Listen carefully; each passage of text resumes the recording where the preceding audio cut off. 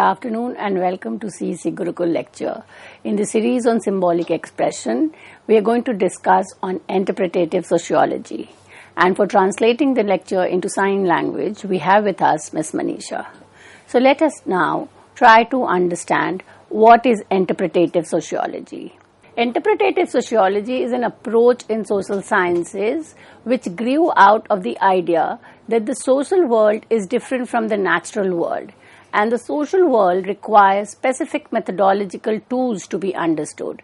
So if we go back to the discipline of sociology, we had a branch called positivist sociology.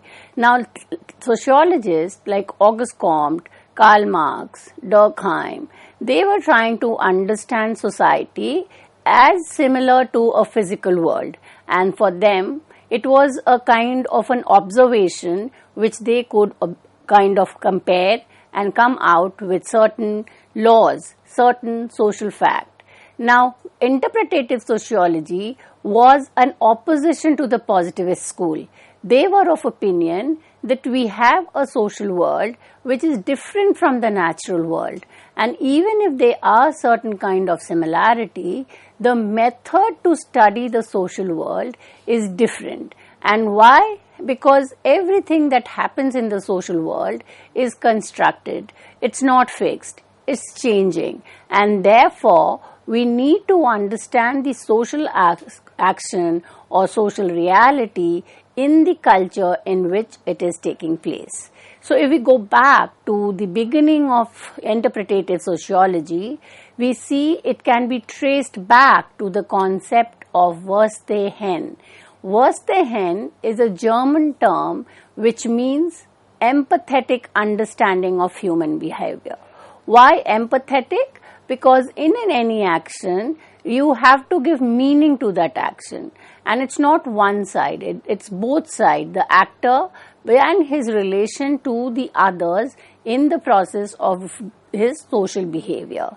So there can be different social points in social context, and sociological claim based on facts alone may not be correct. So we cannot arrive at a generalization to say that a particular social behavior will always be the same in every culture or in every society.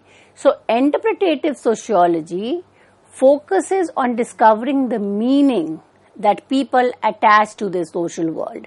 So we as human beings have a conscious mind. We are always thinking, and how we behave, even a small act like a smile, is dependent on certain social context. So there's a meaning to the smile. Why have we smiled, or why are we crying? There has to be a reason behind it. And now that reason cannot be fixed for everybody. For instance, a smile could be an indication that the person is happy, but it could also mean that the person does not want to share her or his pain or suffering with the other. So is just giving a false smile. So there are different meanings of a particular action. So when sociologists study social behavior and the interaction, the emphasis is on understanding meaning of the action, and meaning will not be fixed, it will not be universal, it will change. So the focus is on understanding subjective experience. So we have the positivist who was trying to tell us that reality can be understood as objective reality. However, the interpretive sociology is giving emphasis on subjective experience, and therefore the goal of interpretive sociology is to understand the meaning behind action in a social context through a consideration of a subject unique point of view. So interpretive sociology can be seen not kind of originating from Weber's, but it was back in the post-Kantian reaction to positivism in social science. Now, Neo-Kantian was a school or a movement which comes in from the philosopher Kant, And this was kind of a movement which was moving away from the idea that reality could be understood from a materialistic perspective, and the debate was between how do we understand society, through reference to material world or through the significance of mind, to significance of idea. And from the discourse between the two emerged the interpretative approach. So the interpretative approach, we seeks to arrive at value-free causal explanation. Value-free in the sense that the objective or the researcher is not going to bring in his or her opinion into the study of the social reality. So the reality is not necessarily always external to the social actor. It is part of his or her life, and his mind and his thinking is affecting his social actor. Weber believed that it was difficult, if not impossible, to apply natural science method to accurately predict the behavior of groups as positivist sociology hoped to. So the positivist sociologists were applying natural science method. They said social reality could be observed, compared, and general laws can be arrived.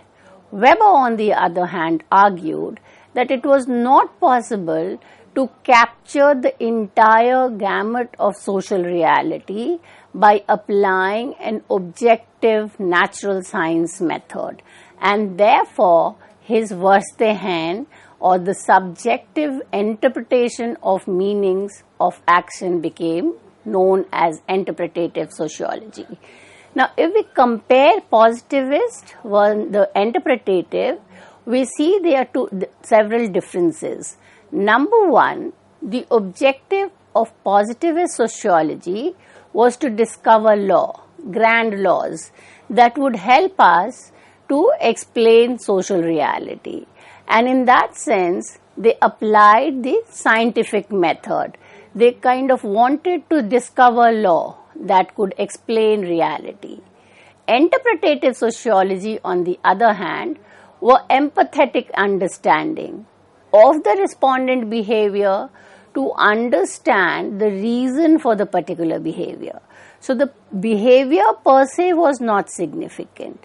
Why the individual was behaving the way in which they are doing was significant. And this behavior is not similar in all contexts. It could alter. So the reason was to understand the difference in the behavior in two different social contexts. The second difference is the positivist emphasis is on society consisting of social facts that exercise control over individual. So this takes us to Emil Durkheim. Emil Durkheim said that social facts were kind of anything that had that were external, had a coercive impression, and were a priori. So for the positivist, social reality was irrespective of the members' existence in society. It was already out there. The sociologists just had to observe and arrive at certain laws. On the other hand, interpretative sociology, the emphasis is on individual. The individuals are conscious. They are aware of the surrounding. And the surrounding alters with the coming in of new members and change by the older members kind of disappearing. And that's how social transformation takes place. The positive sociology, people's action, is a reflection of the social norm learned through socialization. So the emphasis was to understand certain generalized pattern in society. Now, how do we understand generalized pattern? By looking into the norms, values of a particular culture. And how are these reflected in society? It comes in through the process of socialization. Now, what interpretative sociology would say is that our understanding of the objective reality is dependent on our subjective experience. So, two child growing up in this two different society would learn different norms, different values, and therefore the subjective experience of socialization will vary. And this socialization will also enable the difference in the way in which the two would act out in their adulthood. So when we look into positivist sociology as a discipline that focuses on measuring, on arriving at law, we see that the quantitative technique, that is looking into data, statistics, becomes significant. So large-scale survey was used by the positivists to understand social reality. But when interpretative sociology is giving reference to subjective experience, and subjective experience cannot be understood data or statistics. So the method of interpretative sociology is qualitative, that is trying to understand the reality by observation and becoming a part of the society that the sociologist is studying. Now, if we look into the emergence of sociology, what is the core idea of the approach? And that is to take into account the influence of culture on human behavior. What was distinct about human behavior was that it is essentially meaningful. Human behavior cannot be understood independent of meaning that individual attribute to it. So in that sense, Weber described sociology as a science which attempts the interpretative understanding of social action in order to arrive at a causal explanation of its cause and effect. So causal explanation is that any social action will have a cause and it will also have an effect. For example, if we take the action of smoking, we know that it can cause a kind of illness like cancer. So not everybody who smokes can suffer from cancer, but one of the cause could be smoking. Now once the person has suffered from an illness, the effect is not only on the individual, but it will affect the individual's relationship with other member. So there could be a financial burden on the family, there could be kind of a lot of mental stress and psychological upset through which the family can undergo. So for Weber, every action will have a cause and an effect. So social action is the most important concept in the interpretative sociology. The positivists, they define sociology as the study of the unique dimension of external social fact, whereas interpretative sociologists were concerned with social action, action to which individual attach subjective meaning. So why we need to look into this? Because human beings are capable of thinking, are capable of making a sense of what is he or she going to do, and they are not behaving or acting in a vacuum. There is already a certain set of norms, values, rules and regulations. So the way we would interpret a rule or a norm and behave accordingly will differ from person to person. So the study of social action was central to Weber's theory of Verstehen. Action, Weber defined as social order by virtue of the subjective meaning attached to it by the acting individual or individuals. Social action takes into account the behavior of the other and thereby oriented in its course. So whenever we are in a social action, it is always in a context where it could be a person who is physically or directly present, or it is indirectly present. So when we do any action, it has an impact on the other, and we are conscious about the way in which the other is going to reply back to your action. So social interaction is a meaning oriented practice. We cannot do or understand reality in a meaningless world. Whatever the individual do will always have a meaning. Now when we look into action, and the importance is not only in terms of understanding the external behavior. The importance is to understand the ideas behind that action. Why a particular person is behaving the way he or she is. So the action is important rather than the external behavior. In interpretative sociology, the kind of action important is behavior. In terms of the subjectively meant meaning of the acting person is related to behaviors of others. Second, whose course is partially determined by meaning relatedness. And that is that we cannot attach, or we don't understand the meaning of what we understand. There are certain legitimate understanding of a particular behavior. So it is a meaningful world or social action in a related world. And third, therefore, on the basis of this, subjective meaning be intelligibly explained. So whatever we do in a social context has a meaning for the actor, it has meaning for the participant, as well as this meaning can be explained to others.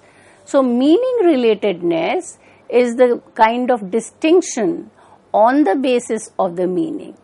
So the effective acts and emotional state such as the feeling of pride, dignity, envy that are compatible the course of action but indirectly relevant in terms of the subjective meaning are related with the external world, especially to the action of others.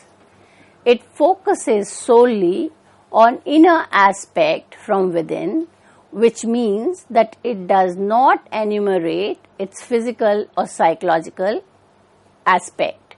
When we look into interpretative sociology and are understanding subjective meaning of the action, Weber was interested to know how man behaves in his community and society and how he transforms this relationship. So community and society are two relevant concepts in sociology. Ferdinand Tönnies used the concept of Gesellschaft, which means society, and Gemeinschaft, which means community. Weber used the term Verselchung, which is associative relationship, and Vergemeinschaftung, which means communal relationship. So in the place of using the word by Tönnies, he is using the concept which is stressing on the relationship and behavior of an individual. He has used these terms in the chapter book on economy and society, and for Vergemeinschaftung is more on terms of the society, which is based on the idea of communitarian relationship, traditional society, and Vergesellschaftung is the idea of association, which is more found in the modern society. So even Weber, in his understanding of social action, looks into the transition from traditional society to modern society in terms of how action in the traditional society were more traditional based, related to community kinship, and modern society it is the association, formal relation which is important. So with this idea of interpretative sociology, we can understand Max Weber's contribution to sociology. With this, I come to an end of this lecture. Thank you.